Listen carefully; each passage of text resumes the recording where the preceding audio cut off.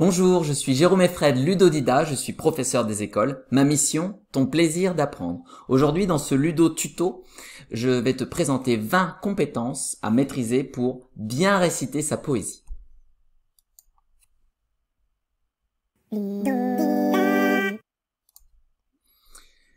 Voici donc les 20 compétences que je vais t'évoquer dans cette vidéo. Tu remarqueras qu'elles ont chacune un numéro, ce qui te permettra de voyager rapidement dans la vidéo pour retrouver plus particulièrement le descriptif de telle ou telle compétence.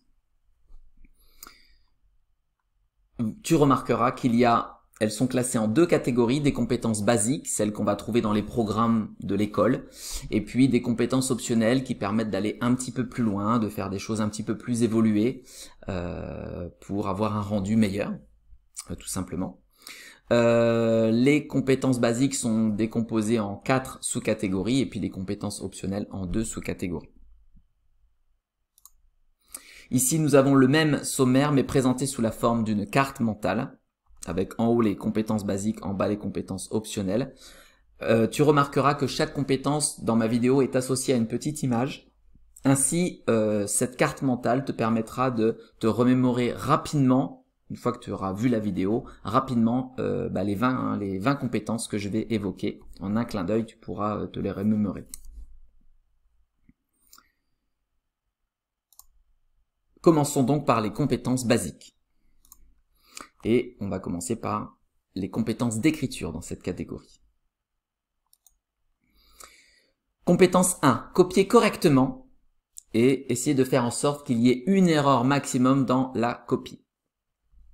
Alors pour limiter le risque d'erreur quand tu recopies une poésie, tu peux t'habituer à contrôler rapidement chaque vers, ce qu'on appelle un vers c'est une ligne, chaque vers juste après l'avoir copié. Donc je copie le titre, hop, je refais un petit balayage pour vérifier qu'il n'y ait pas d'erreur, et hop, je passe au vers suivant, je copie le vers suivant, je refais un petit balayage rapide pour vérifier qu'il n'y a pas d'erreur, et puis je fais comme ça, vers par vers.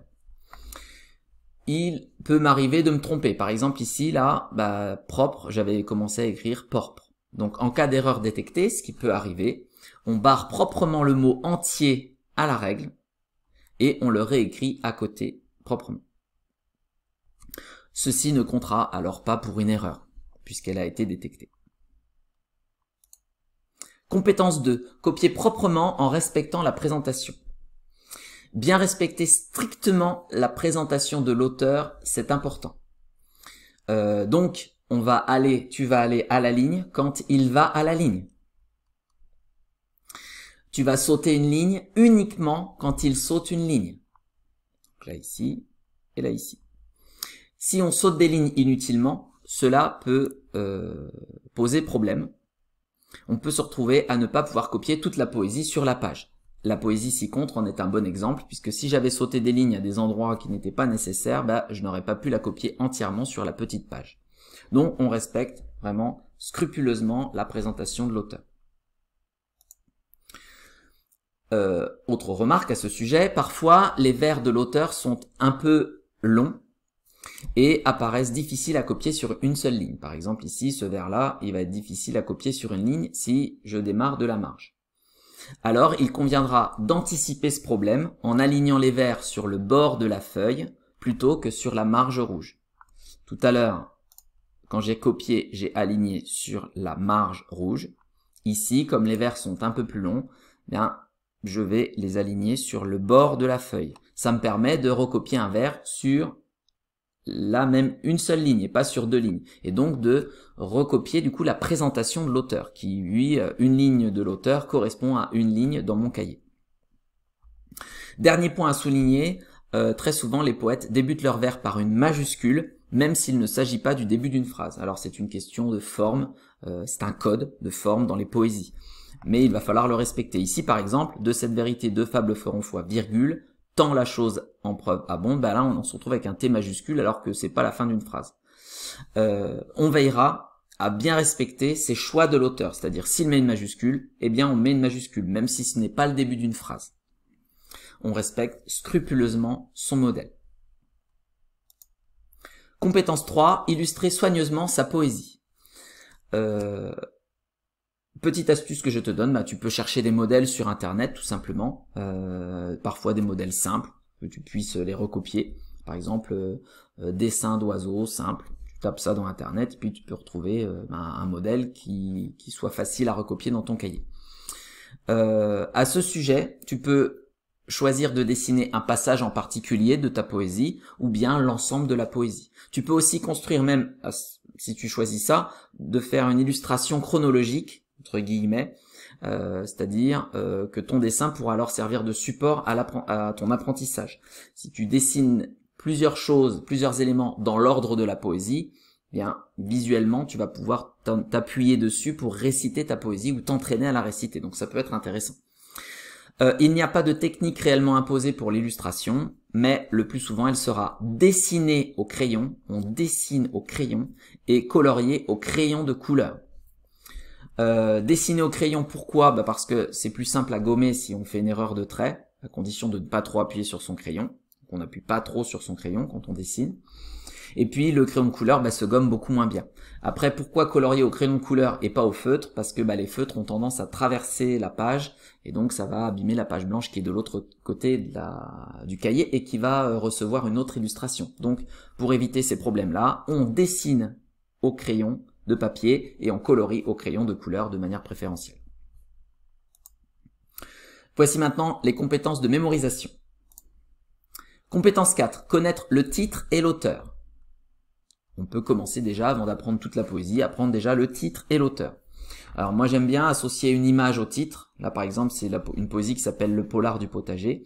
Et puis j'aime bien aussi mettre en image le nom de l'auteur pour le retenir plus facilement et puis l'associer visuellement aussi plus facilement au titre de la poésie.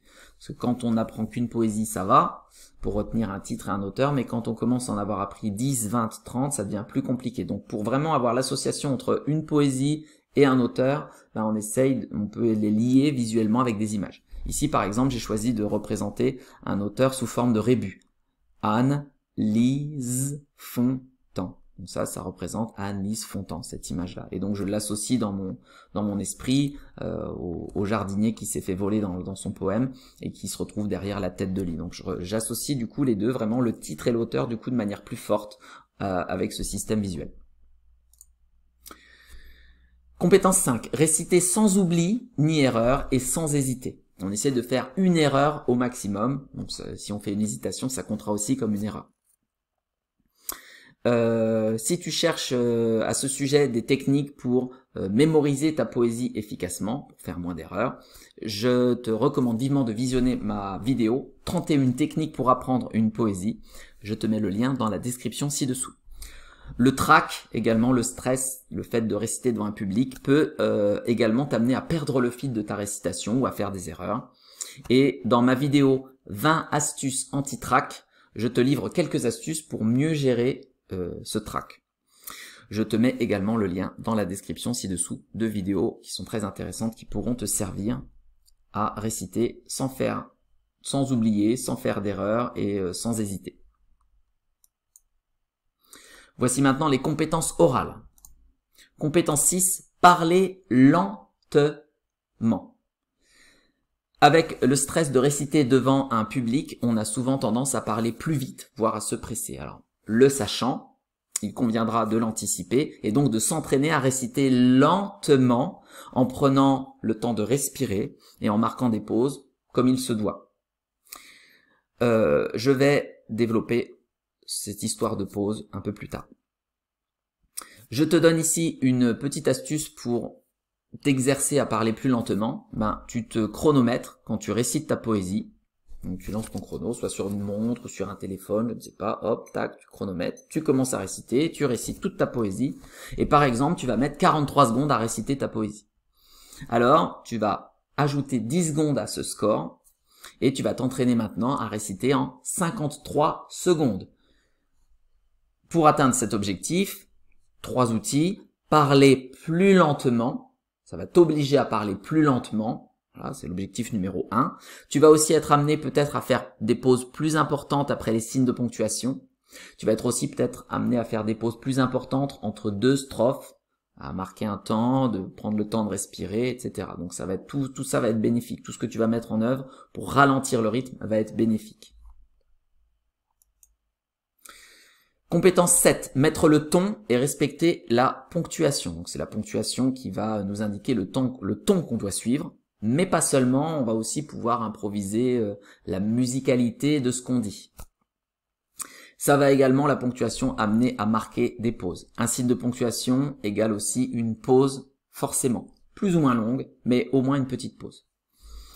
Alors il faut savoir qu'il y a des signes de ponctuation qui nous obligent à descendre la voix, les points m'amène à descendre la voix. 3 petits points, je dois descendre la voix. Je descends la voix, c'est-à-dire je vais avoir une voix qui va être de plus en plus grave. Et d'autres signes de ponctuation comme la virgule, comme le point virgule, comme le point d'interrogation ou comme le point d'exclamation vont à l'inverse m'obliger à monter le ton. Ça ne veut pas dire parler plus fort, ça veut dire parler de manière plus en plus aiguë.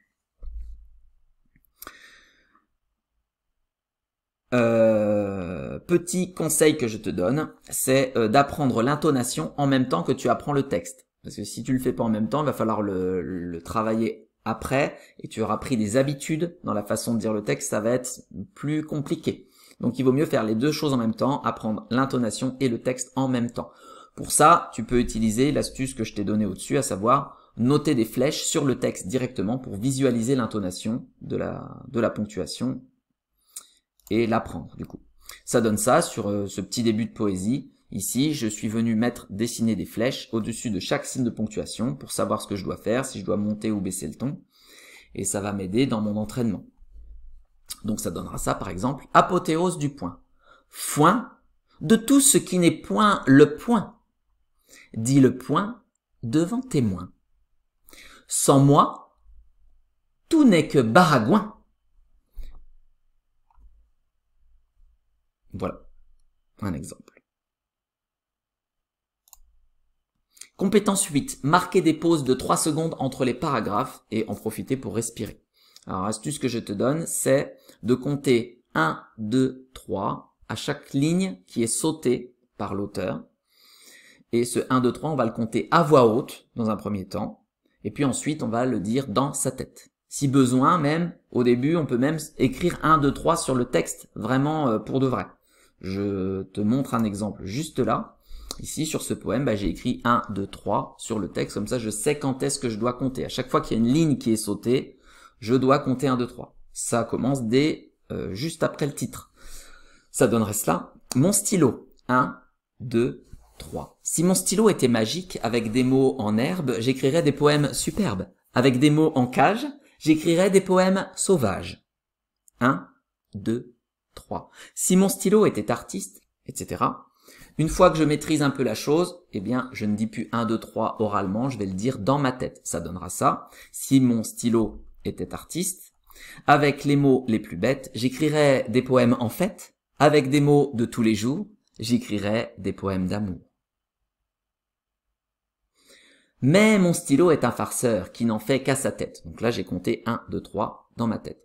Au bout d'un moment, quand tu vas avoir compris le timing de ce 1, 2, 3, tu n'auras même plus besoin de compter 1, 2, 3, tu marqueras une pause et puis elle fera à peu près le temps qu'il faut. Compétence 9, parler fort. On ne dit pas une poésie comme si on parlait à son voisin. Il va falloir monter le volume pour s'adresser à toute une assemblée. Et je vais même te confier un secret. Même si on récite devant une seule personne, il convient de parler fort pour capter son attention sur chaque mot et l'emmener avec soi au pays de la poésie. Petite astuce que je te donne pour t'entraîner à parler plus fort.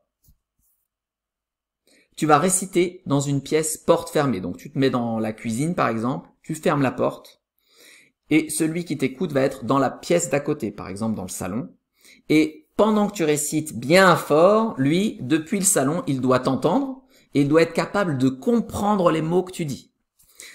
L'exercice que je te propose te fera peut-être peur au début, il te fera peut-être même sourire, et c'est bien normal, il n'y a pas de souci, car ce n'est pas quelque chose d'habituel.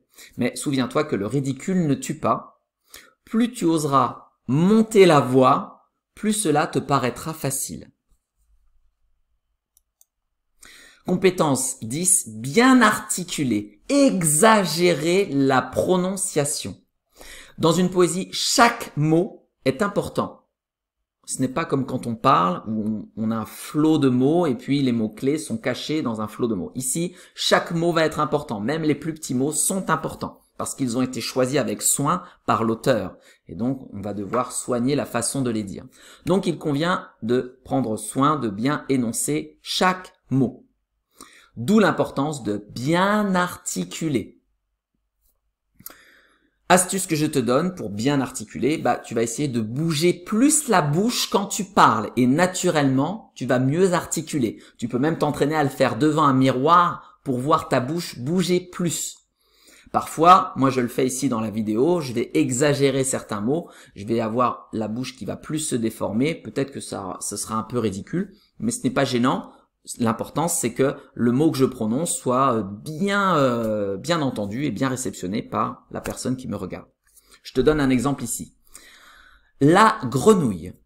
Une grenouille qui fait surface, ça crie, ça grouille et ça agace. Si j'articule bien, on comprend bien chaque mot. Et ici, comme on a des sonorités qui se ressemblent, ça vaut le coup de bien articuler, de bien exagérer les différents mots, donc c'était intéressant, notamment sur ce genre de poésie-là. Ensuite, passons aux compétences gestuelles. Compétence 11, se tenir correctement. Et essayer de n'avoir qu'un geste parasite au maximum. Alors, je vais devoir expliquer ici ce que c'est qu'un geste parasite, et puis donner des exemples. Donc, un geste parasite, c'est un geste qui n'est pas utile. Il n'a rien à voir avec le texte, il n'a rien à voir avec ce qu'on est en train de raconter. En clair, il ne sert à rien. Alors pourquoi on le fait s'il ne sert à rien? C'est souvent lié au trac, lié au stress. La peur de parler devant les personnes va faire que notre corps va avoir des gestes bizarres qui vont s'exprimer. Voilà, il va s'exprimer tout seul et va faire des gestes. Comme par exemple un balancement sur les pieds. Il y a certaines personnes qui vont avoir besoin de jouer avec leurs doigts pour évacuer justement cette tension que leur corps ressent. Des fois, ça peut être joué avec un bouton de sa chemise ou avec un bout de sa fermeture éclair, des choses comme ça. Et donc ça, c'est des gestes qu'on va essayer de supprimer parce qu'ils vont parasiter les spectateurs. Le message qu'on essaie de transmettre avec notre poésie, si on fait des gestes bizarres, ça va perturber le spectateur. Peut-être ça va lui faire perdre le fil même. Donc, astuce pour contrôler tout ça, tu vas imaginer que tes pieds sont collés au sol, comme avec de la glu, et donc tu ne peux plus les soulever et te balancer. Tu vas mettre tes mains, si tu as tendance à jouer avec tes mains notamment, au lieu de les mettre devant et qu'on voit ce que tu fais avec, tu vas les mettre dans ton dos. Comme ça, si jamais tu joues encore avec tes doigts, ça ne se verra pas, ça ne gênera pas le public. Ou alors tu peux les coller sur tes cuisses, tu les mets sur tes cuisses, voilà, une bonne fois pour toutes au début de la poésie, puis tu les laisses ici. Ça, ce sont des techniques, des astuces très basiques que je te donne, mais après, on peut aussi apprendre à gérer son corps dans l'espace, à faire des mouvements utiles qui ont un rapport avec ce qu'on raconte dans la poésie pour pouvoir bouger et puis pour pouvoir ainsi un peu permettre à son corps d'évacuer l'énergie de peur, de stress qu'il peut y avoir. Donc, ça peut être aussi une autre manière de gérer et d'éliminer ces gestes parasites. Si tu souhaites apprendre d'ailleurs à ce sujet à gérer ton trac et ainsi faire moins de gestes parasites, je t'invite à visionner ma vidéo 20 astuces anti-trac. Je te mets le lien dans la description ci-dessous. Et la vidéo ressemble à ça. Compétence 12. Regardez ses auditeurs. Essayez d'avoir 5 contacts visuels minimum avec des spectateurs différents.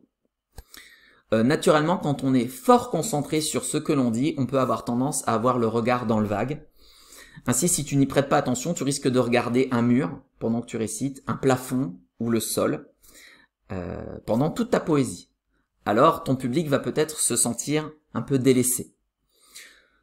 Donc, lorsque tu récites ton poème, il va falloir t'efforcer de créer un contact visuel avec tes spectateurs. Ceci pour les engager, pour les emmener avec toi dans ton voyage poétique. Ce n'est pas quelque chose d'évident, mais cela se travaille. Au début, tu vas peut-être perdre le fil de ta récitation en regardant un spectateur, parce que cela va te déconcentrer. Mais persévère, continue, car cette étape est presque incontournable dans l'apprentissage de cette compétence difficile. Je te donne une astuce pour commencer à gérer les contacts visuels.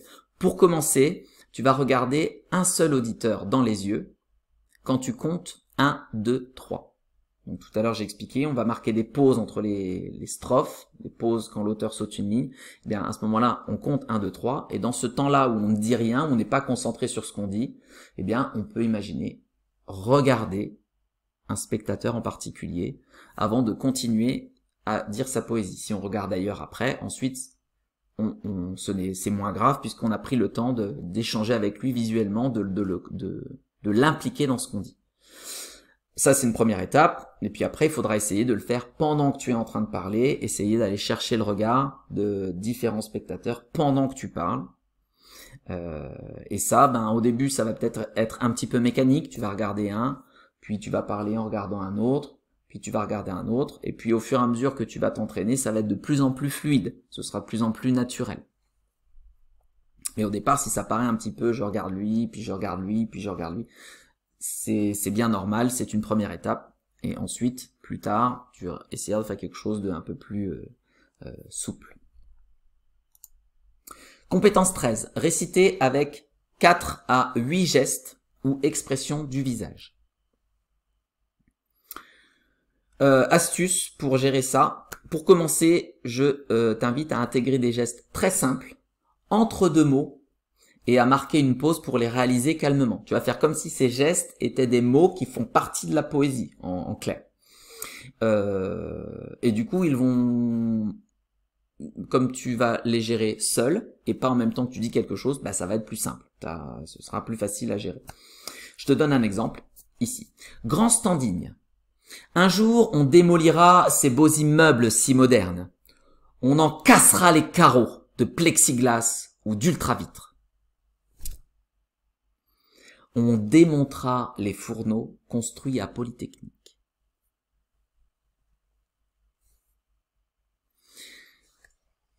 Dans un second temps, on pourra faire des gestes et des mimiques de visage en même temps que l'on récite. Je te donne encore sur le même exemple, je vais faire les gestes cette fois en même temps que je dis. Grand standing. Un jour, on démolira ces beaux immeubles si modernes. On en cassera les carreaux de plexiglas ou d'ultravitre. On démontera les fourneaux construits à Polytechnique. Alors attention au sujet des gestes, à ne pas faire trop de gestes. Considère qu'ils servent à souligner et à mettre en valeur certains passages de ta poésie. Ils doivent rester exceptionnels et presque inattendus pour être mieux appréciés du public. Okay. Au niveau des gestes du visage, ça peut être des choses comme ça, un regard un peu insistant, une mimique de peur, une mimique de tristesse, une mimique de joie. Ça peut être ça. Ça peut être ça fait partie des gestes aussi qu'on peut faire, qu'on peut mettre dans une poésie. J'en ai terminé avec les compétences basiques, celles qui sont vraiment les compétences clés, les plus importantes à travailler. Maintenant, pour ceux qui veulent aller plus loin, notamment en CM, on peut imaginer essayer de travailler encore d'autres choses pour faire en sorte que sa poésie soit encore plus exceptionnelle, quand on l'a dit. Et donc, je te présente maintenant les compétences optionnelles, celles pour aller plus loin. Commençons par les compétences de mise en scène. Donc, compétence 14, réciter avec 1 à 3 images projetées. Alors, projetées, souvent dans les classes, on a des ENI ou des TNI sur lesquels on peut projeter des images. On peut imaginer qu'il y ait des images qui soient projetées sur ce support pendant que toi, tu es en train de réciter.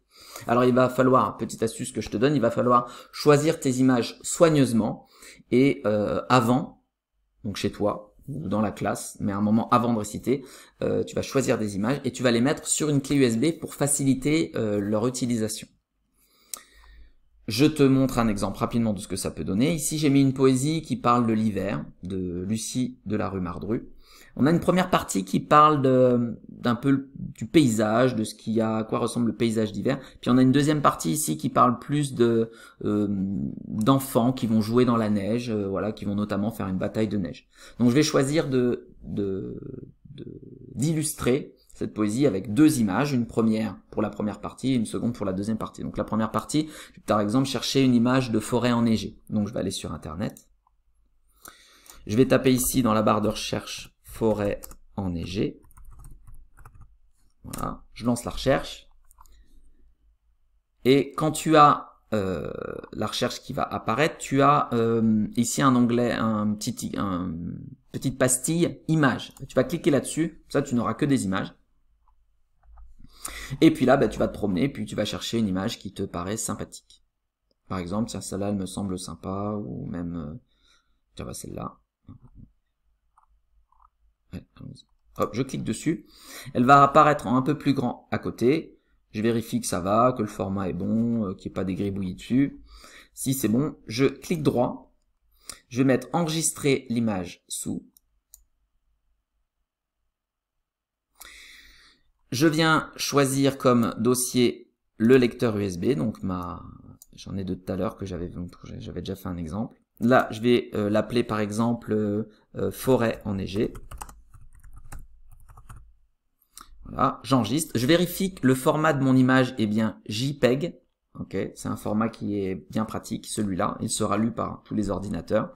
D'autres formats plus exotiques risquent de ne pas fonctionner sur d'autres ordinateurs. Donc, je vérifie que c'est bien JPEG, c'est bon. Et je vais enregistrer mon image sur ma clé USB. Je fais de même pour la deuxième partie. Ici, qui parle plus d'enfants qui jouent. Alors, je vais peut-être faire un zoom sur la bataille de boules de neige. Donc je vais taper ici, hop, bataille de boules de neige.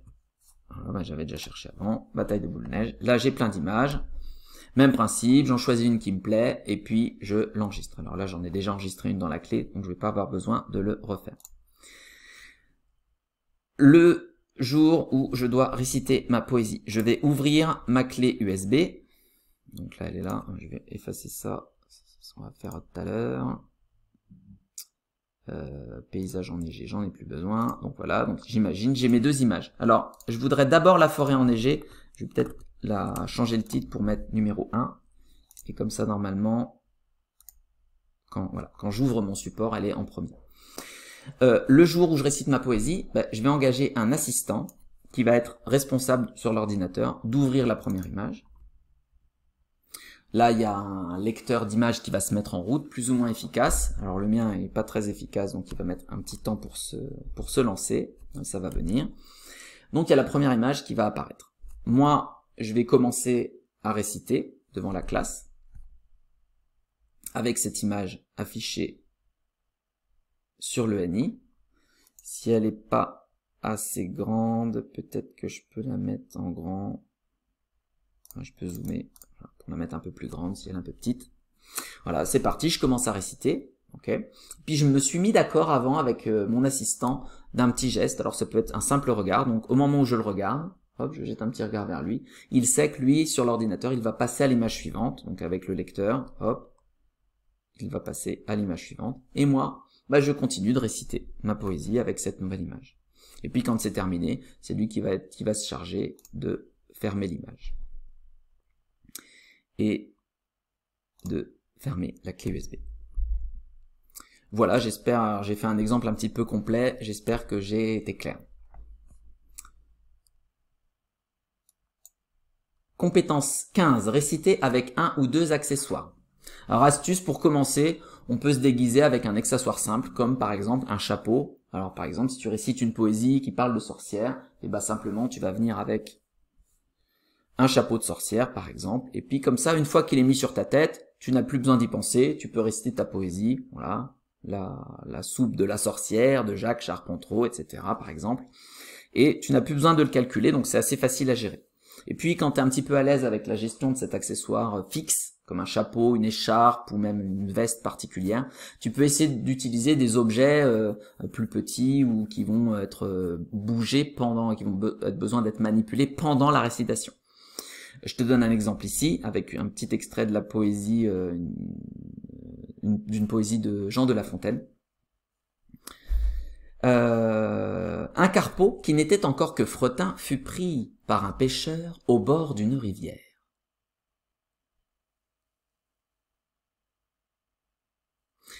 Tout fait nombre, dit l'homme en voyant son butin. Voilà commencement de chair et de festin. Mettons-le en notre gibecière. Alors vous remarquerez que j'ai choisi, quand je manipule l'objet, de marquer une pause dans mon texte. Donc je dis mon texte, je marque une pause pour manipuler l'objet, puis je reprends mon texte. Donc je ne suis concentré que sur une seule chose à la fois, ce qui est plus facile. Et puis quand je redéplace l'objet, pareil, je ne suis concentré que sur l'objet que je manipule. Au début, il vaut mieux faire comme ça. Et puis quand tu es à l'aise, c'est comme pour la gestion des gestes, tu peux imaginer gérer ton objet en même temps que tu dis ton texte. Mais c'est un peu plus difficile. Et ça demande un peu plus d'entraînement. Compétence 16, réciter avec une musique d'ambiance adaptée au thème. Alors, on va prendre un exemple tout de suite. Par exemple, j'ai une poésie qui s'appelle La soupe de la sorcière, qui parle d'une recette de sorcière un petit peu monstrueuse. Alors, je vais essayer de choisir donc thème un peu musique qui fait peur ou ambiance un peu horrifique, quelque chose comme ça. Je vais choisir forcément une musique qui est calme. Pourquoi? Parce qu'elle ne doit pas couvrir ma voix. La musique, elle va accompagner ma voix, mais elle va juste l'accompagner, elle ne doit pas la remplacer. Donc c'est ma voix qui est la plus importante, c'est le texte que je vais raconter qui doit rester le truc le plus important. Si j'ai une musique qui fait boum, boum, boum, pam, pam, pim, pam, pam, pam, ça va attirer l'oreille du spectateur plus vers cette musique que vers ce que je suis en train de dire. Donc ça va être contre-productif. Donc vraiment, quel que soit le thème, je vais choisir toujours une musique qui est calme pour m'accompagner. Je vais aller la chercher sur YouTube et puis je vais vous expliquer. Alors j'ai mis là l'astuce de copier le lien dans un document Word et puis engager un assistant. Je vous montre l'exemple avec cette poésie-là, de ce qu'on peut faire. Donc je vais aller sur YouTube.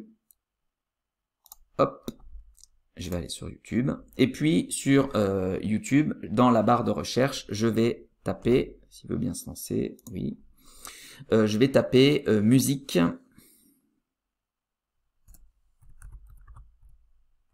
Ambiance. Et là, par exemple, je veux une ambiance un petit peu effrayante. Ambiance effrayante, je peux mettre. Qui fait peur. Peut-être qu'il se passe, peut-être ambiance dans un manoir. Peut-être ça peut être une idée. Je vais chercher une musique qui me semble bien. Donc, je vais écouter un petit peu les musiques qui sont ici. Voilà, je prends le temps. Souvent, c'est des pistes qui sont assez longues, donc il n'y a pas de souci. Elles vont bien vous accompagner sur toute la durée de votre poésie. Voilà, donc par exemple je choisis celle-là, elle m'a l'air bien, voilà, j'ai écouté, elle m'a plu, donc je vais cliquer dessus. Ici, tout en haut, j'ai l'adresse de cette musique-là en particulier, j'ai l'adresse de cette musique, je vais venir copier ce lien, en cliquant sur le bouton droit de ma souris, copier, donc là, l'adresse est copiée, et je vais venir la coller dans un document Word. Donc là ici je vais faire, je sais pas si ça va marcher, comme tout à l'heure il ne veut pas, je vais faire CTRL-V pour coller le lien, j'appuie sur CTRL et sur V, ça me permet de coller le lien, j'appuie sur la barre d'espace,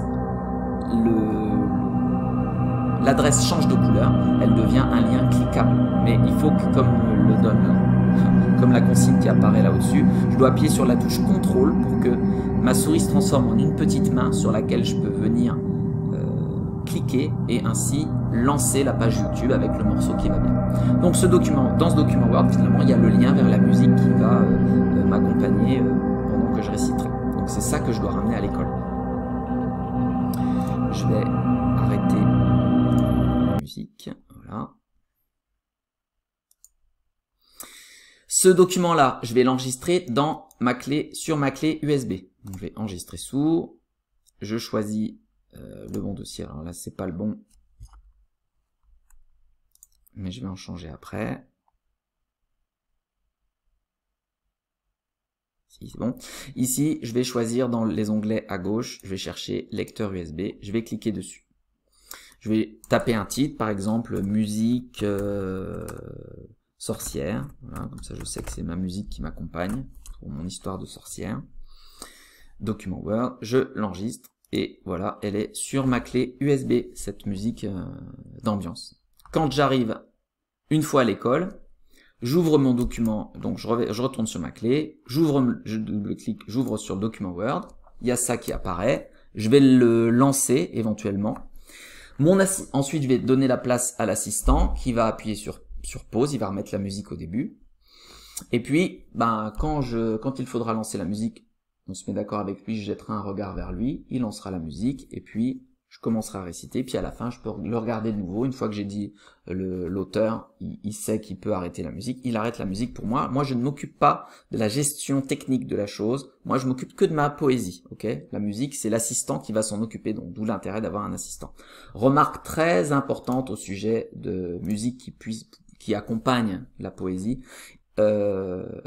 La musique ne doit pas être trop forte, donc il va falloir gérer même à la maison, s'entraîner, voir quel volume on peut mettre sur la musique pour juste qu'elle soit là pour faire une petite nappe qui accompagne la voix, et pas quelque chose de trop fort qu'on entendrait trop et qui viendrait prendre le pas sur ce qu'on dit, ou quelque chose de pas assez fort qu'on n'entendrait pas du tout et qui finalement serait un peu parasite. Donc il faut trouver le bon volume, voilà. Donc ça vaut le coup en classe de faire un petit essai volume. L'assistant lance la musique une première fois, vous prévenez que vous allez faire un essai, vous parlez en même temps que la musique, vous voyez si ça fonctionne, et puis si c'est bon, on revient au début, et puis là c'est parti. Donc attention à bien gérer la balance de son entre votre musique et votre voix.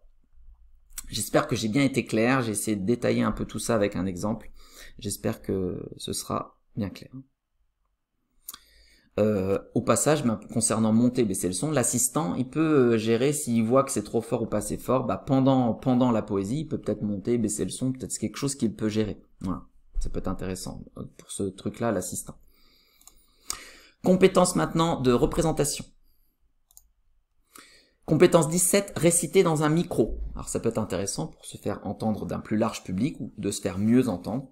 Mais c'est quelque chose qui nécessite un petit apprentissage, un petit temps d'adaptation. Astuce donc, on va commencer par apprendre à écouter sa propre voix en s'enregistrant sur un téléphone ou sur un ordinateur ou sur une tablette, peu importe. On apprend à s'enregistrer en train de dire sa poésie par exemple, et puis on apprend à s'écouter. Donc je dis la poésie et puis je vais m'écouter. Je vais m'habituer à écouter ma propre voix. Alors souvent il y a des gens qui vont dire ouais mais j'aime pas ma voix. C'est juste qu'il faut prendre le temps d'écouter sa propre voix et de l'apprécier. Donc plus on écoute sa voix, plus on va facilement l'apprécier. De toute façon, on ne pourra pas en changer. Donc il faut faire avec. Ensuite, une fois qu'on a fait ça, on s'habitue à entendre sa voix. Quand on va parler dans le micro, il va se passer un peu la même chose. On va avoir le retour de ce qu'on est en train de dire un peu dans le micro et ça va être un peu la même sensation qui va être mise en œuvre. Donc si on s'est habitué à entendre sa voix, quand on va parler dans le micro, ça va moins nous gêner. Quelques astuces techniques quand on parle dans un micro. Je vais montrer avec le petit poisson par exemple. Je vais mettre le micro près de ma bouche. Et je vais pas parler dans le micro directement, je vais parler un tout petit peu au-dessus. Comme ça, si j'ai des lettres qui font p ou t ou des trucs comme ça évitera qu'il y ait un souffle qui soit amplifié par le micro. Donc je suis proche de ma bouche et j'ai la bouche qui est dirigée un petit peu au-dessus du micro pour avoir une utilisation efficace. Compétence 18, réciter dans une autre classe ou dans un autre lieu. Bien, maintenant que tu es habitué à réciter dans ta classe, il va falloir peut-être essayer de te mettre en danger, prendre des risques en allant dans une autre classe ou dans un autre lieu, une scène par exemple. Et ça peut être intéressant, un travail intéressant. Astuce pour gérer ce genre de changement de lieu. Dès qu'il y a un changement, de toute façon, ton cerveau, ton corps va avoir besoin d'un temps d'adaptation. Et tu l'auras pas toujours ce temps d'adaptation. Si tu vas dans un lieu, hop, une seule fois, c'est tout, faut s'adapter le moment venu. Alors des techniques de gestion du trac peuvent t'aider à passer ce moment-là. Donc par exemple, je respire profondément et j'expire lentement juste avant de monter sur scène dans une autre, si je monte sur une scène ou juste avant de réciter devant une autre classe. Compétence 19, réciter devant une caméra. Alors, quelques points un peu particuliers quand on récite devant une caméra. On va considérer que l'appareil est une personne, donc il faut la regarder.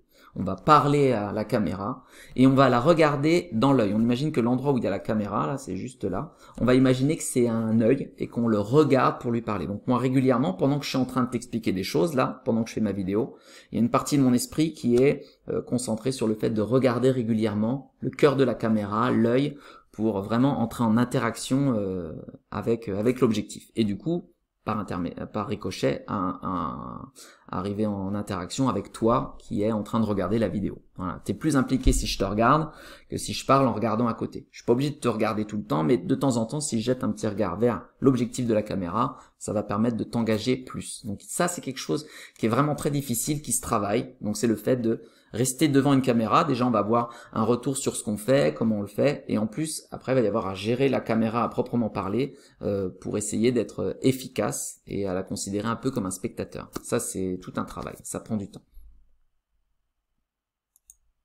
Et compétence 20, réciter à plusieurs. Donc une fois qu'on a appris à bien réciter seul, eh bien on peut essayer de réciter avec d'autres personnes, ce qui peut être un travail intéressant, original.